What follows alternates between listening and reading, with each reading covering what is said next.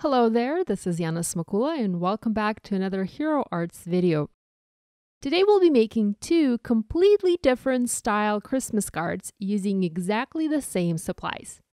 You're watching the Color Layering series, and in this episode we're taking a closer look at the new Color Layering Fawn set from Hero Arts and creating traditional and also modern Christmas cards.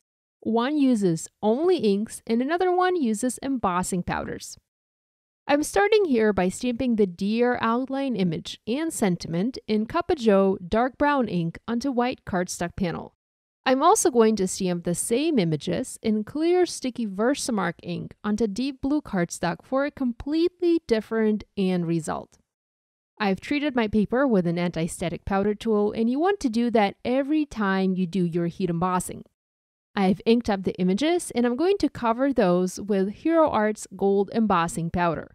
Gold always looks fabulous on deep blue, so you can't go wrong using this color of embossing powder on this color of cardstock.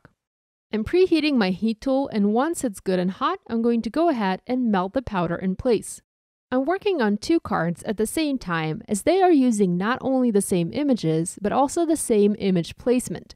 And since I am using my stamping tool today, Mini Misty, it makes sense to work on both of them at the same time. Let's go back to the first project.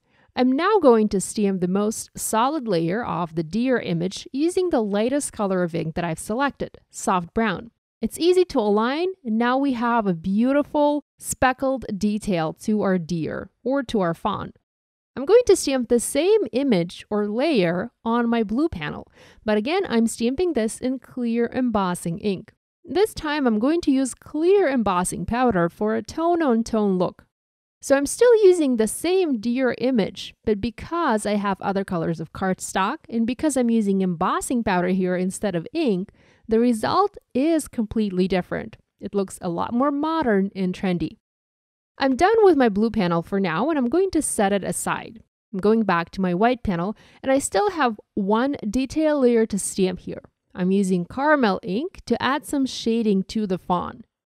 Although if you prefer, you can definitely keep yours as is. I personally often skip using layers when I play with my color layering images, just to have different results. The fawn stamp set comes with a little holly and berry images, so I'm stamping those below and also above my deer using moss and forever green inks for the leaves and royal red ink for the berries.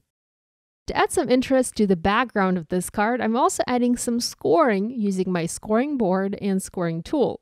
And this is just adding some embossed, or rather debossed, detail to all of the white space that I have in the background. Now, I'm not scoring the entire panel. I'm just scoring where the white space is, where there's no stamping.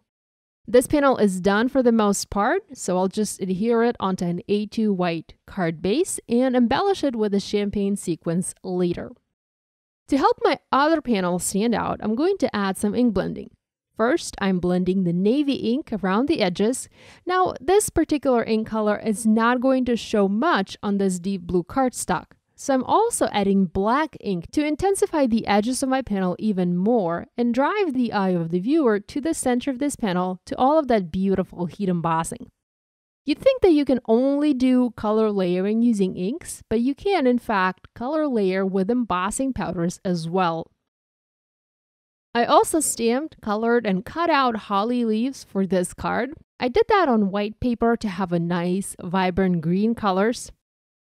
But I don't want to have that white outline show on my finished card, so to hide that, I'm using my Copic marker in B99 to color around my stamping. Now, I did use Hero Arts Moss ink, which is a hybrid ink, and hybrid inks are Copic marker friendly. So my ink is not going to bleed here because it comes in contact with alcohol from my marker.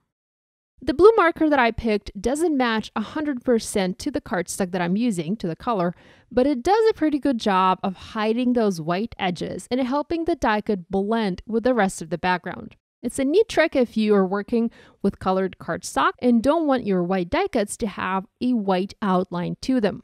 I hope this video has given you some stamping ideas to try with your color layering stamp sets from Hero Arts. Thanks for watching. I'll see you next time. Bye!